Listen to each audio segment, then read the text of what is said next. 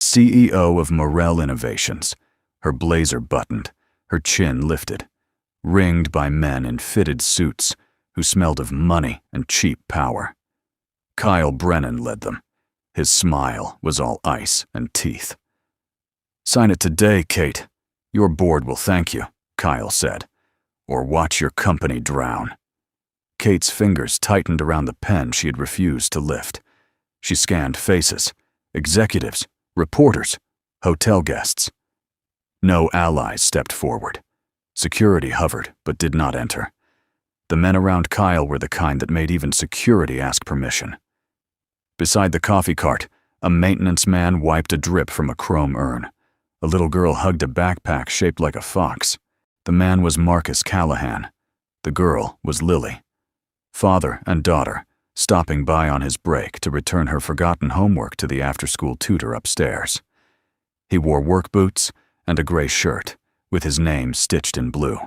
His eyes were river still. A stocky enforcer cut across the carpet. He planted a hand on Marcus's chest. "Move along, old-timer. Grown-ups are working." Marcus glanced at Lily. She listened, brow pinched, lips pressing courage into a straight line. He touched the cap of her backpack. "Stand by the cart. Count to 20. She nodded. She trusted the cadence of his voice more than anything. Marcus turned back. The enforcer smirked, cocked his shoulder, and shoved. Marcus's left hand rose in a small half-moon. The shove missed. His right palm tapped the man's elbow, turned his weight. A foot hooked behind a heel. Gravity finished the sentence. The man hit marble with a breathless thud. The lobby went silent. Even the espresso machine refused to hiss. Kyle's circle shifted. Disbelief loosened ties. Another man lunged. Marcus stepped in, shoulder tight, hips low. He guided the punch past his cheek. 2 knuckles touched a nerve above the bicep. The attacker's fingers opened like a dropped glass. The phone he held clattered. Marcus set him down. Not a single strike wasted. "Sir, please," Kate said, her voice steadied by the sight of one stranger holding a line no one else dared to draw. "This isn't necessary."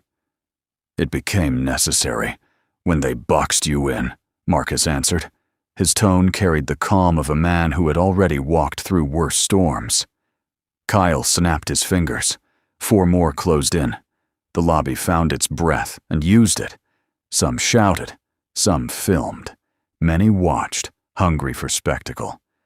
Lily counted. 11, 12, 13. She traced the numbers on the Fox backpack so she would not forget. One attacker grabbed for Marcus's shirt collar. Marcus pinned the wrist. His other hand slid to the thumb.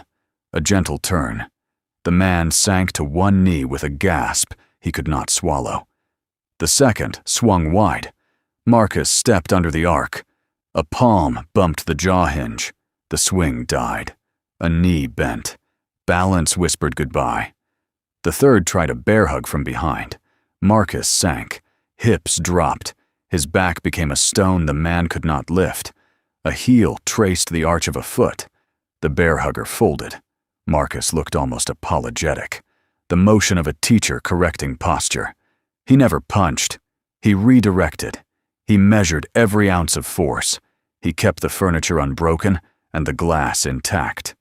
The security team, emboldened, finally moved. Then they hesitated. The calculation of risk beat inside their ribs.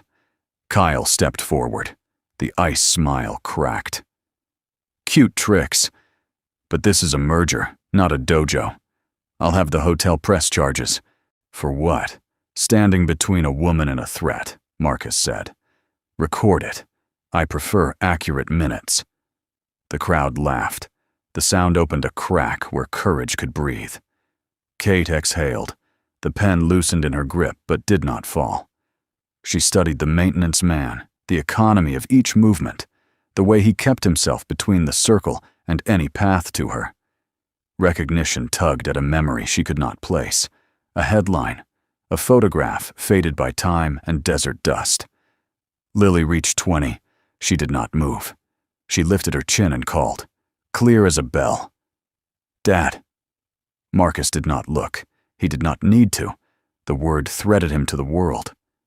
Enough, Kyle said. He gestured. 6 more came. The suits parted like a red sea. No one believed in, but everyone obeyed. You want to play hero? Fine. Let's see how many coffee breaks you've got left. They rushed.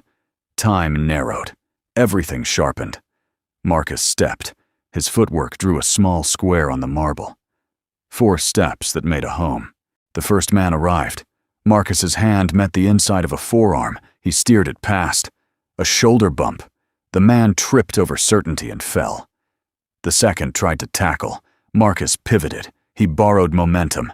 The tackle kissed the floor and regretted it. The third and fourth circled. Marcus let them. He heard the breath of the fifth behind him and moved 1 inch. A hand swept. The strike met nothing but air. The fifth stumbled into the fourth. Phones filmed from every angle. Someone narrated. Someone whispered a prayer. A concierge whispered an apology to the chandelier, as if it were a living thing. Call the police, Kate told a reporter who stood gawking. Call them now. Call them here. They already know me, Kyle said. He set his folder on a table as if the table belonged to him, as if the hotel did, as if the city did. They know who pays their overtime. You know who pays mine, Marcus said. He pointed to Lily with a tilt of his head. She does, and stories I will have to tell tonight about why doing right is worth it. He moved again, the square of steps, the patient breath, the discipline of water finding its path. 10 men down, then 12, then 15. None broken beyond pride. He avoided the edges where marble met glass. He avoided the tourists frozen into statues by awe. He avoided Kate's space, as if there were an invisible line he refused to cross without consent. The crowd's mood flipped. Fear became a strange kind of gratitude. Kyle watched, his jaw tightened. He sent the last of them, a thick wave that should have swallowed 1 man. But waves break on rocks, and Marcus was older than he looked, older than fear. A siren bled in from the street. Blue lights washed the ceiling. Security finally found its spine and began to separate bodies from egos. Marcus offered a hand to 1 groaning man. The man took it, surprised to stand with his dignity returned. Marcus brushed a scuff from his sleeve. He checked the Fox backpack. Lily raised it like a flag.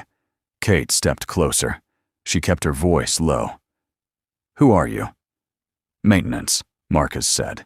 He glanced past her to the doors where uniformed officers strode, then back to the circle where Kyle stood calculating.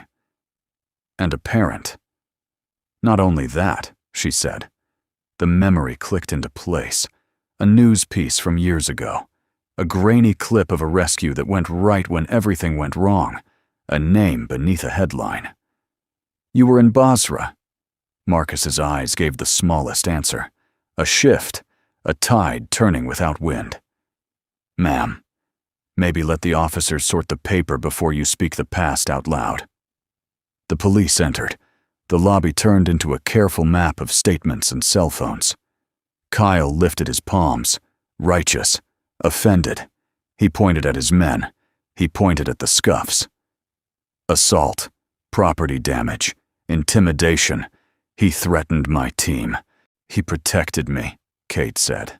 Clear, steady, the sound of a woman stepping onto her own side of the line.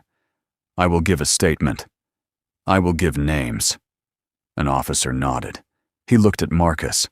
The look said he had met men like him in other rooms where fluorescent lights hummed. Sir, stay handy. I'm here, Marcus said. He touched Lily's shoulder, the small anchor he never lost. The officer noticed the child, his tone softened by a degree you measure with the heart. We'll sort it. The conference resumed its breathing. The cameras kept recording. The hashtag was already born. Kyle collected his folder. He leaned near Kate as he passed. His whisper smelled of cologne and threat. This isn't over. I'm not done with you." "It was never yours to start," Kate replied. She watched him go. Then she looked at Marcus. "I don't know what I would have done." "You did the hardest part," Marcus said. "You stood still. You didn't sign." Lily tugged his sleeve. "Dad, can we go home? I have a spelling quiz. Also, I counted to 20 twice." "Mission accomplished," Marcus said. The corners of his mouth warmed. He lifted the Fox backpack and placed it on her shoulders like armor. He nodded to Kate, a courteous farewell, a promise of nothing and everything. Then he turned toward the service corridor, where uniforms disappear back into the bones of a building. The officer called after him. "Mr. Callahan, we'll need your statement upstairs." Kate heard the name.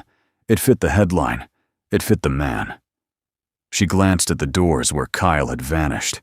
She felt the first calm breath she had taken all month. Then she looked at Marcus, at Lily, at the ordinary grace of a father sliding back into the quiet after standing in the storm. The elevator chimed. The doors opened. The story did not end. It turned a page. Morning light spilled through the blinds in Marcus Callahan's small kitchen, striping the worn oak table where Lily sat with her bowl of cereal. She swung her legs under the chair, humming quietly as she read the spelling list for the day. The Fox backpack hung on a hook by the door, its ears drooping like they were still sleepy. Marcus poured coffee into a dented steel mug, the kind that had followed him from deployment to deployment, then to this modest two-bedroom apartment in a quiet corner of East Boston. His life now was measured in small, deliberate routines. Wake before sunrise, fix anything broken in the building, walk Lily to school, patch drywall in apartment 4B, or replace a leaky faucet in 2C, eat dinner together, read her stories about faraway places that had nothing to do with sandstorms or night vision goggles. His toolbox was his weapon now, his uniform, a Navy work shirt with Callahan stitched over the pocket. Few people here knew or wanted to know about his past. That was how Marcus preferred it. But the incident in the hotel lobby had changed something. It had stirred whispers. At the corner cafe, 2 residents from the building leaned over their coffee cups. "I heard he dropped 4 men without breaking a sweat," said Mrs. Doyle, who'd been in the lobby yesterday to deliver muffins for the conference. "It was more than 4, her friend replied, eyes wide. "Someone posted the video online, said he moved like one of those, what do they call them? Navy SEALs." Mrs. Doyle lowered her voice. "If that's true, I'm not sure how I feel about it. You don't just walk away from being that kind of man." The remark was echoed in the laundry room later that day. "Look," said Mr. Haskins, hauling a basket of towels, "if you've been trained to take out enemies, how do we know you won't snap one day? People like that don't just go soft." "Or maybe," countered his neighbor Kendra, "people like that know better than anyone how much damage violence does. Maybe he's the safest one among us." Up in the maintenance office, Marcus pretended not to hear the fragments of conversation drifting through open doors. He kept his focus on repairing a stubborn boiler valve, though the words cut through the quiet like a slow leak. He had spent years learning to move unseen, and yet, anonymity was slipping away. Lily didn't notice the shift. To her, he was still just Dad, who packed her lunch, who remembered she liked exactly 3 strawberries in her yogurt, who could fix her bike chain with one hand while holding an umbrella in the other. That evening, as they walked home from school, she chattered about the spelling quiz and the puppy someone had brought to class. Marcus nodded in rhythm, storing each detail like treasure. When they reached their building, Mrs. Doyle was at the mailboxes. She hesitated, then smiled. "Mr. Callahan." "Marcus, I saw what you did yesterday, protecting that lady." He shifted the grocery bag in his arm. "Just stepped in when it seemed right." She studied him a moment longer, as though searching for the shadow behind the words. "Well, it was something to see." Upstairs, Lily unpacked her school things, while Marcus cooked pasta. The air smelled of garlic and tomato. On the counter lay an envelope he hadn't opened. Department of Veterans Affairs. He slid it under a stack of bills, not ready to sift through old ghosts tonight. The truth was, he hadn't left the Navy SEALs because he wanted a quiet life. He'd left because a mission had gone wrong, in a way that still woke him some nights, heart pounding, ears ringing with the sound of things you can't undo. Men had been lost. Promises had been broken. The military offered him another post, but he'd looked at Lily, still small enough to sleep curled against his chest, and known the cost was too high. Now he fixed boilers and door hinges, because no one shot at you for doing that. Still, the murmur of the neighborhood's curiosity pressed in from all sides. Some looked at him with a kind of respect they didn't voice. Others eyed him like a storm cloud over the horizon. The contrast was sharp, and it stirred a tension he thought he had left behind overseas. The knowledge that not everyone wants a protector, even when danger is real. Later, after dinner, Marcus stepped onto the balcony. The city hummed beyond the rooftops. Somewhere, a siren wailed, fading into the night. Lily's laughter floated from the living room where she played with the neighbor's cat. He leaned on the railing, breathing in the cool air. Staying in the shadows had been the safest choice. For her, for him. But shadows had a way of shifting when someone shone a light your way. And Kate Morrell, the woman in the lobby, had looked at him as though she knew he was more than the man who fixed leaky faucets. The thought unsettled him in a way no fight ever had. The late afternoon sun filtered through the glass walls of Morrell Innovation's executive floor, casting long amber streaks across the polished wood. The hum of the air conditioning was steady, though the vents had been groaning all week. That was why Marcus Callahan was there, kneeling beside a ceiling panel with his toolbox open, his work shirt sleeves rolled up. From this vantage point, tucked into the corner near the service ladder, he was invisible to the conversation happening on the other side of the room. Kate Morrell stood at the head of the long conference table. Even in the waning light, her presence was undeniable. Crisp white blazer, tailored slacks, hair swept back with a precision that mirrored her posture. Across from her sat Kyle Brennan, a man whose tailored suit and easy smile could not mask the sharpness in his eyes. "I'm offering you a way out, Kate," Kyle said, his voice smooth but edged. "Sign the acquisition papers, and Morrell Innovations becomes part of our portfolio. Your shareholders will see immediate returns. You'll walk away with your reputation intact." Kate's chin lifted slightly. "Your portfolio is built on opacity and shell companies. I know how you move funds, Kyle, and I will not be a part of laundering money under the guise of innovation." A slow smile spread across Kyle's face. "Careful, Kate. Throwing around words like that could be costly." Marcus tightened the screws on the vent cover, though his focus wasn't on the metal. The tone in Kyle's voice was one he'd heard before, half promise, half threat. Out in the field, men who talked like that rarely left you a choice. "You've built something remarkable," Kyle continued, leaning forward. "But every castle has its cracks, and I know exactly where yours are." Kate's fingers rested lightly on the back of a chair, but her knuckles were pale. "If you think intimidation will change my mind, you don't know me as well as you think."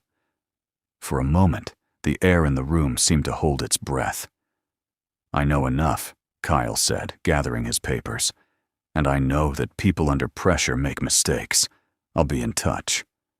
He stood, brushing past an assistant who had been sitting silently near the far wall, and left with the confident stride of a man, convinced the outcome was inevitable. When the door closed, Kate exhaled slowly, her shoulders dropping in a way that shattered the image Marcus had seen in the hotel lobby. She wasn't the untouchable CEO surrounded by admirers and critics. She was a woman standing alone in the middle of a battlefield no one else could see. Marcus slid the vent cover back into place and descended the ladder quietly. The metallic click of his toolbox latches made her glance up. "I didn't realize anyone was still here," she said, straightening. "Just finishing the AC repair," Marcus replied, keeping his tone even. It was making that grinding noise. Her eyes searched his for a moment, as if trying to gauge how much he'd heard. "Did you catch any of that?" He shrugged lightly. "Enough to know it's not my business, but also enough to know he doesn't sound like someone who plays fair." A faint smile tugged at the corner of her mouth, though it didn't reach her eyes. That's one way to put it. She gathered her laptop and papers, sliding them into a sleek leather case. "Thank you for fixing the AC.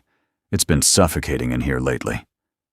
"Air should flow better now," he said, closing his toolbox. He hesitated, then added, "Pressure has a way of making people forget to breathe." Her gaze lingered on him for half a second longer than necessary, and then she was gone, heels clicking down the hall. Marcus watched her disappear into the elevator, the reflection of the city skyline swallowing her silhouette. For the first time, he saw past the corporate armor she wore. Underneath was someone carrying more weight than her frame should have to bear. Back in the maintenance closet, Marcus leaned against the shelves stacked with filters and light bulbs. He had no interest in corporate wars, but the look in Kate's eyes, part defiance, part fatigue, stuck with him. He'd seen that expression in mirrors overseas, in the faces of people trying to hold ground. They had no reinforcements to defend. He told himself it wasn't his fight. But a quiet truth stirred in the back of his mind. Sometimes, you don't get to choose when the fight comes to you. The smell of diesel and dust hit Marcus before the sound reached him. Rotors cutting through the thick night air over Bosra. The world was washed in green through his NVGs, the heat of bodies glowing faint against the cold concrete. He crouched behind a crumbling wall, the pulse of adrenaline steady in his ears. 2 minutes, whispered Chief Daniels over the comms. His voice was low, but it carried the unshakable certainty of a man who'd done this 100 times. Marcus was on point. Daniels was right behind him.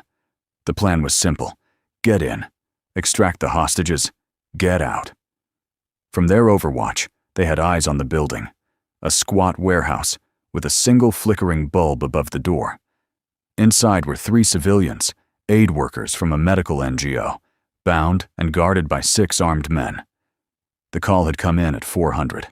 By 4:15, Marcus's team was already airborne. The other element that night was a civilian contractor group hired for intel support. Their lead was a tall, sharp-featured man with a grin that never reached his eyes. Kyle Brennan. Marcus had never liked working alongside private operators. Too often, they answered to a paycheck instead of a mission. But orders were orders.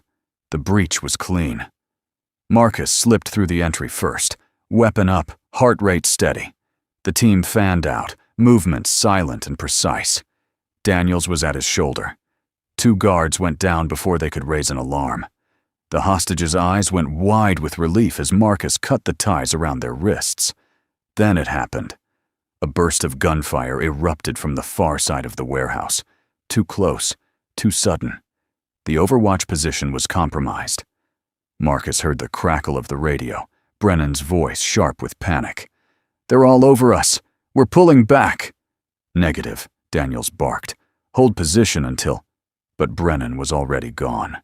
Through the dusty windows, Marcus caught sight of the contractors scrambling into their vehicle, leaving their flank wide open. The enemy poured through the gap. A round caught Daniels high in the chest. Marcus dragged him into cover, his hands slick with blood. "Go!" Daniels rasped, shoving Marcus toward the hostages.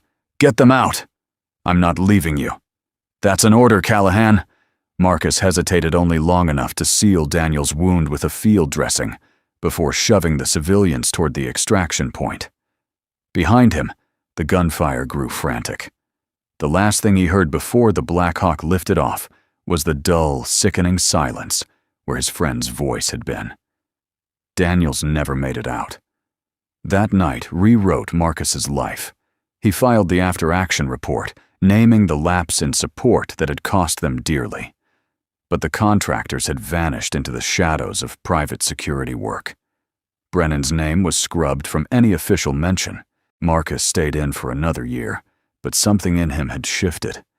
The weight of that night, of leaving Daniels behind, was heavier than any gear he'd carried. When Lily was born, he walked away from the Navy SEALs. He told himself he was done with combat, with betrayal, with the kind of men who abandoned others to save themselves. Until now. In the empty maintenance hallway of Morel Innovations, Marcus leaned against the wall, the echoes of that night in Bosra still pounding in his head. He had recognized Kyle's voice before he'd even processed the words. Smooth, confident, coated with the same false charm he'd heard through a crackling radio years ago. The man sitting across from Kate Morel was the same one who'd left Daniels to die. Marcus's jaw tightened. He had built his life around the idea that he would never again cross paths with Kyle Brennan, that the past could stay buried under the quiet routines of school drop-offs and boiler repairs. But fate, it seemed, had other plans. He could have walked away, should have walked away. Kate's corporate war was none of his business. Yet, the thought of Brennan tightening a grip around her company stirred something primal in him. He had seen the cost of letting a man like that dictate the terms of a fight. The faces of the Bosra hostages flickered in his memory.